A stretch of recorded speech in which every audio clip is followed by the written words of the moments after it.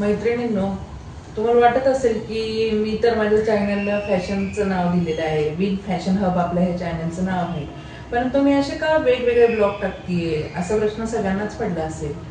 पण माझी ही नवीन सुरुवात आहे म्हणून म्हटलं ही आपल्या घरापासनं, ही आपल्या मैत्रिणींपासनं, ही आपल्या रिलेटिव्हपासनं करावी असं मला वाटलं आणि मी अशा ब्लॉगला सुरुवात केली.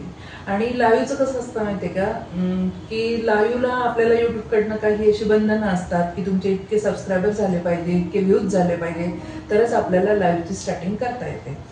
तर मग आता मी त्याच प्रयत्नात आहे की माझे सबस्क्रायबर कसे वाढतील आणि माझे व्ह्यूज कसे वाढतील. तर यामुळे मी असे नवीन नवीन तुम्हाला वेगवेगळ्या टाईपचे व्हिडिओ टाकत आहे. तर मला असं वाटतं की तुम्ही ते सगळ्यांनी पाहावेत आणि मला भरपूर सपोर्ट करावा, म्हणजे आपले फॅशनचे लाईव्ह चालू होतील.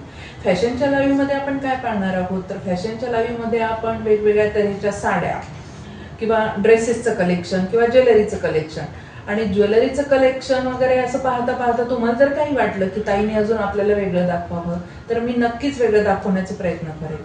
पण त्यासाठी तुम्हाला ताईला सपोर्ट करणं गरजेचं आहे. आणि सपोर्ट करताना तुम्हाला एक गोष्ट लक्षात ठेवायची आहे की व्हिडिओ तुम्ही पाहिल्यानंतर तो शेअर करायला शिकायचा आहे, शेअर केल्यानंतर सबस्क्राईब करायला शिकायचं आहे, आणि जास्तीत जास्त लोकांपर्यंत तो कसा जाईल, ताईचं चॅनल कसं ग्रो होईल हे तुम्हाला करायचं आहे. तुम्ही मला असंच सपोर्ट करा, माझ्या चॅनलला लाईक शेअर सबस्क्राईब करा आणि नवनवीन व्हिडिओ पहा. आणि जर तुम्हाला काही वाटत असेल की वेगळं आपण पाहावं तर प्लीज कमेंट करा आणि मला सांगा, तर मी नक्की प्रयत्न करेन तुमच्यापर्यंत वेगळं काहीतरी फॅशनचं आणायचं. आणि चला तर मग आता भेटूयात पुढच्या ब्लॉगमध्ये. Bye bye. तुमच्याशी गप्पा मारून झाल्यानंतर मला माझ्या जावेच्या घरी जायचं होतं. माही पौर्णिमा असल्यामुळे तिने सवाष्णीचा कार्यक्रम ठेवला होता. सवाष्णीसाठी तिने सुंदर अशी रांगोळी काढलेली होती. आता तुम्ही बघू शकता इथे खूपच सुंदर अशी रांगोळी काढलेली होती. रांगोळीमध्ये जास्वंदाची आणि कमळाची फुलं आम्ही ठेवलेली होती. त्यानंतर पूर्णावरणाच्या स्वयंपाकाची ताटं इथे टेबलवर सजलेली होती. आता सगळ्या सवाष्णी जेवायलाच बसणार होत्या. आता तुम्ही पुढे बघा सवाष्णीचं ओटीभरण आणि जेवणाचा पुढचा कार्यक्रम. चला तर मैत्रिणींनो बघा या आता तुम्ही इथे सवाष्णीसाठी इथे माझ्या नणंदबाई, मामी, माझी आई अशा सगळ्याजणी इथं सवाष्णीसाठी आलेल्या होत्या. आता सवाष्णीच्या ओटीभरणाचा इथे कार्यक्रम सुरू आहे. मैत्रिणींनो तुम्ही आता बघा सवाष्णीचा कार्यक्रम सुरू झाला आहे.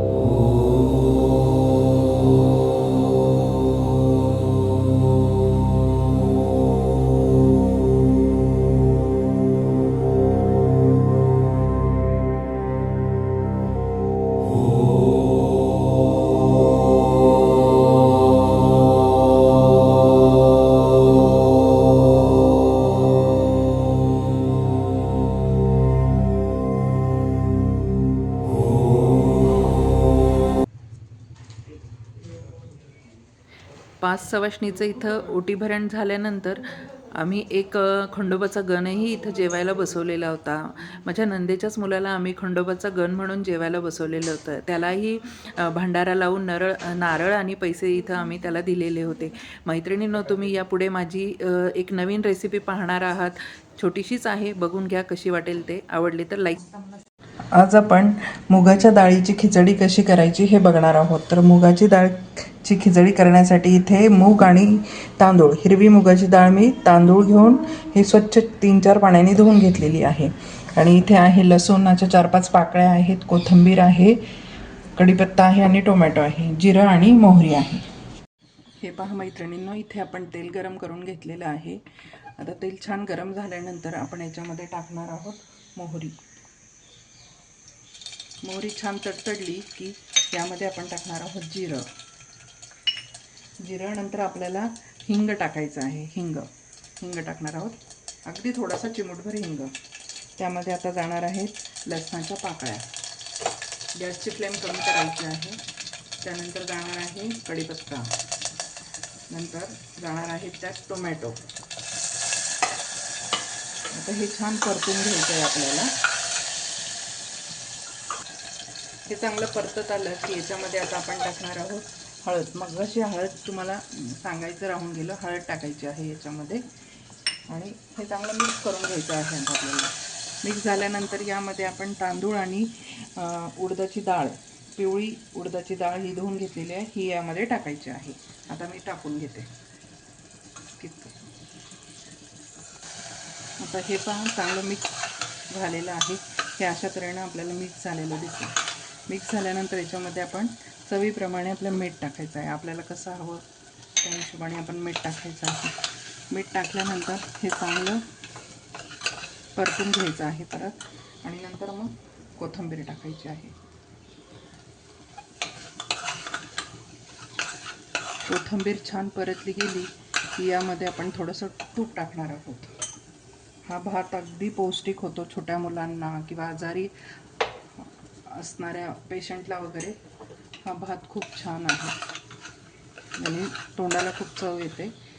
आता बघा तुम्ही, याच्यामध्ये मी गरम केलेलं पाणी टाकणार आहे. आपण जेवढ्या वाटी डाळ आणि तांदूळ घेतले त्याच्या दुप्पट आपण पाणी घेणार आहोत. सपोज 1 वाटी आपण जर तांदूळ आणि डाळ घेतला असेल तर 2 वाटी आपल्याला पाणी टाकायचं आहे. आता मी पाणी टाकून घेते. आता हे पहा, इथे मी पाणी टाकलं मला पाहिजे तेवढं. आता याला एक उकळी आली की आपण झाकण लावून भात शिजू देणार आहे. 2 ते 3 शिट्ट्या आपल्याला भाताच्या घ्यायच्या आहेत. चला तर बघूयात पुढे.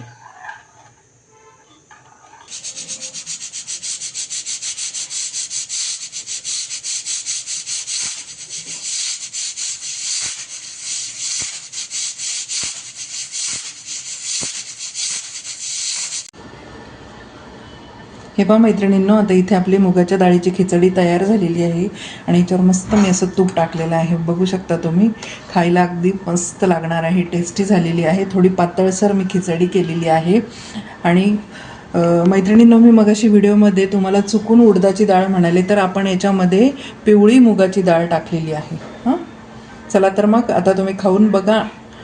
सगळ्या मैत्रिणींनी करून पहा आणि कसं वाटलं ते मला कमेंटमध्ये नक्की सांगा. आणि माझ्या चॅनलला लाईक, शेअर, सबस्क्राईब करा.